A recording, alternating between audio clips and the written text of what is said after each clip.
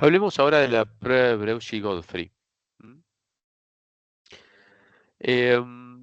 Hasta ahora lo que hemos visto como modelo de regresión con correlación serial era con correlación serial de orden 1, ¿sí? O sea que los errores dependían directamente solo de los errores del periodo anterior. ¿Mm? Pero en realidad podríamos pensar estructuras de correlación serial más complejas, ¿no? Básicamente planteando una ecuación de regresión con la misma estructura que tenemos aquí. ¿Mm? Podríamos plantear una estructura de correlación donde los errores contemporáneos dependen de rezagos de sí mismos, ¿sí?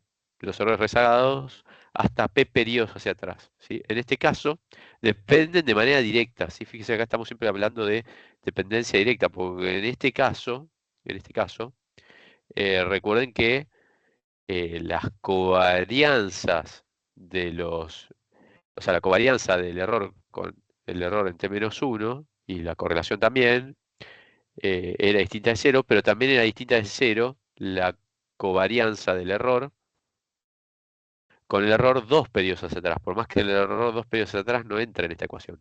Sí, bueno, esto era porque, digamos, para pensarlo conceptualmente, epsilon t menos 2 influye en epsilon t menos 1 y a través de epsilon t menos 1 influye en epsilon t, ¿sí?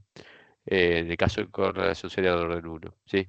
Pero aquí estamos hablando de dependencia directa, o sea que los errores rezagados de orden superior a 1 entran en la ecuación de epsilon t, que escribe el comportamiento de epsilon t, hasta el rezago pésimo, digamos, ¿no? Entonces, en este caso hablamos de correlación serial de orden p, ¿sí? De esta manera podríamos anotar el modelo de regresión con correlación serial de orden p. ¿Y por qué hablamos de esto ahora? Bueno, porque la prueba de Breuchi-Godfrey justamente nos va a permitir detectar correlación serial no solo de orden 1, sino con alguna estructura más compleja, así como la que acabamos de ver. ¿Sí, no? O sea, lo que testea la prueba de Breuchi-Godfrey es ausencia de correlación serial hasta el orden P, ¿sí? O existencia, bajo la alternativa, ¿no? Hipotesis alternativa, existencia de correlación serial hasta el orden P. Y va a ser una prueba conjunta. Fíjense que tiene una estructura de hipótesis conjuntas, donde bajo la hipótesis nula testeamos que varios parámetros aquí son iguales a cero, ¿sí? O que al menos alguno distinto de cero, ¿sí? Esta es la típica estructura de una prueba conjunta, ¿sí? Entonces vamos a estimar el modelo de regresión original como primer paso, ¿sí? Y lo que queremos saber es si estos residuos, o mejor dicho, los errores de esta ecuación de regresión, ¿sí? Lo que estamos estimando con estos residuos, tienen correlación serial o no. Entonces vamos a computar esos residuos, como los sí observados menos los sí estimados. Y a continuación vamos a plantear una regresión auxiliar, que consiste en regresionar a los residuos en función de los pésimos rezagos, o sea, los rezagos de esos residuos hasta el pésimo rezago, ¿sí? Epsilon t menos 1, epsilon t menos 2, hasta epsilon t menos p. Tantos rezagos de los residuos vamos a incluir acá como orden de correlación serial queremos testear, bajo la hipótesis nula y alternativa. ¿Mm? Y esto lo vamos a hacer controlando por las variables explicativas que estaban en la ecuación de regresión original, ¿sí? Entonces, básicamente, luego de estimar esta ecuación de regresión auxiliar, vamos a computar el coeficiente R cuadrado de esta regresión auxiliar, no de la regresión original, sino de esta regresión auxiliar, que se puede computar de esta manera. Y con ese coeficiente R cuadrado, básicamente vamos a calcular este estadístico que sigue una distribución chi cuadrado con p grados de libertad, ¿sí? Donde p, fíjense, son la cantidad de coeficientes que restringimos a cero bajo la hipótesis nula en esta regresión auxiliar. Fíjense, eso es lo que estamos testeando, ¿sí? Operativamente. Si estos coeficientes que acompañan a los rezagos de los residuos son estadísticamente iguales a cero en forma conjunta, o si al menos alguno de ellos es significativo o significativamente distinto de cero, ¿sí? Entonces lo que estamos testeando, fíjense, es si los rezados de los residuos sirven para explicar a los residuos contemporáneos, ¿sí? Si sirvieran para explicarlos, ¿sí? Entonces este coeficiente de recuadrado que computamos aquí, perdón, sería suficientemente elevado como para, con este estadístico empírico, rechazar la hipótesis nula, ¿sí? ¿Ok? Eh, entonces, este estadístico empírico, si el R cuadrado es lo suficientemente elevado, caería en esta zona de rechazo, ¿sí? Y entonces lo que diríamos es que hay evidencia de correlación serial hasta el orden P. ¿Mm? Es una prueba conjunta, recuerden, ¿sí?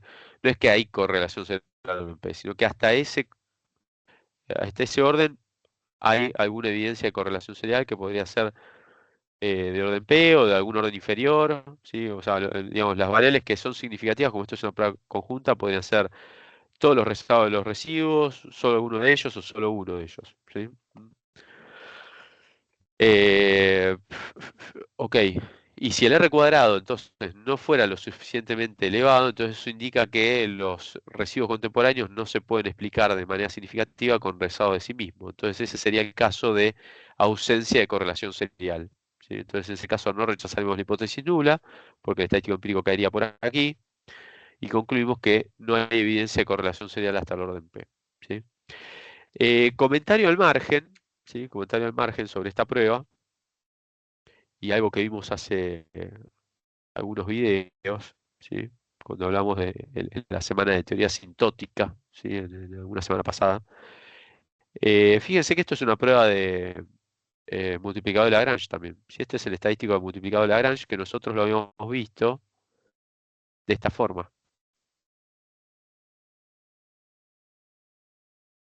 ¿sí? Básicamente, déjenme cambiar de color. Esto está aquí, es el R cuadrado de la regresión auxiliar. Esto es el tamaño de muestra. ¿Qué es lo que pasa? Porque, a ver, que en realidad el tamaño de muestra ahora es T mayúscula, ¿no? Es lo que antes llamábamos N mayúscula. Pero ¿qué es lo que pasa aquí? Como yo tengo que, déjenme mover un poquito para atrás, ¿sí? Disculpen las idas y vueltas, ¿sí? Como yo tengo que usar eh, el rezado de los residuos aquí, rezado de los residuos, fíjense, como variables explicativas, en principio lo que tendría que hacer para poder ejecutar esta regresión es acortar la muestra, ¿sí? Perder observaciones para poder tener rezados los residuos, porque los residuos premenstruales no los voy a conocer, ¿sí? Mm. Entonces, lo que tengo que hacer es acortar la muestra y por lo tanto la muestra con que estimo esta ecuación de regresión que está aquí va a tener T mayúscula menos P observaciones, ¿sí? Entonces eso es lo que contempla el estadístico empírico aquí, ¿sí? Eh,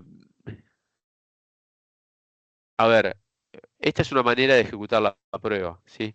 Lo otro que uno podría plantear es si hay alguna forma de estimar o establecer los residuos premuestrales, ¿sí? Una manera que se suele utilizar mucho en algunas eh, funciones de softwares estadísticos es establecer que los residuos premuestrales sean iguales a cero, ¿sí?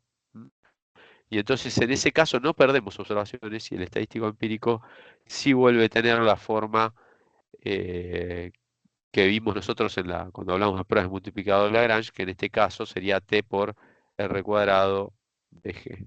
¿Sí? Y esto sigue la misma distribución, ¿sí? Chi cuadrado con P grados de libertad, ¿sí? Entonces sepan que, a ver, esto es lo que uno haría, ¿sí? Si no conoce los residuos premuestrales, pero bueno, existe alguna alternativa que muchas veces utilizan los softwares estadísticos, que es esta de aquí, ¿sí? Y es más, de hecho, había algunos autores, yo no me acuerdo si eran Davidson y McKinnon, se los tendría que confirmar, la verdad, pero que afirman que el estadístico computado de esta manera, o sea, usando residuos premuestrales iguales a cero, tiene mejores propiedades asintóticas que el estadístico computado perdiendo observaciones de la muestra, ¿sí?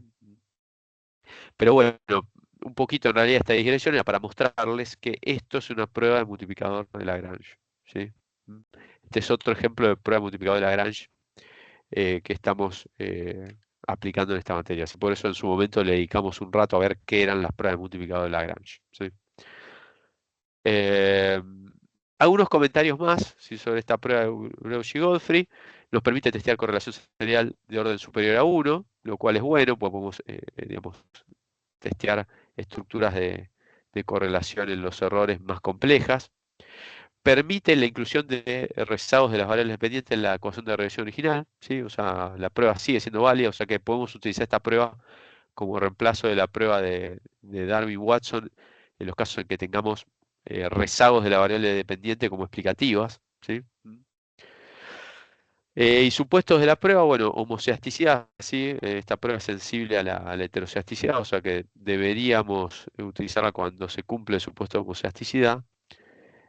Bueno, y es una prueba conjunta, ¿sí? Es una prueba conjunta, o sea que en realidad testeamos de vuelta así los rezagos de los errores hasta un determinado orden, digamos, explican o no en forma conjunta a los errores contemporáneos. ¿Mm? ¿Ok? Eh, si es solo algunos de esos rezagos, son todos, o es uno solo, la prueba no nos lo dice, ¿sí? ¿Ok? Bueno, estos eran los comentarios que les quería hacer respecto a la prueba de Breusch-Godfrey. Es una prueba también bastante utilizada en el contexto del modelo de regresión. Eh, y bueno, seguramente veremos a continuación algún video, ¿sí? Algún videíto donde mostremos con algún ejemplo cómo se puede implementar esta prueba en el RStudio, tanto en el paso a paso, ya haciendo el cálculo paso a paso del modelo de regresión matricialmente, como con funciones de RStudio.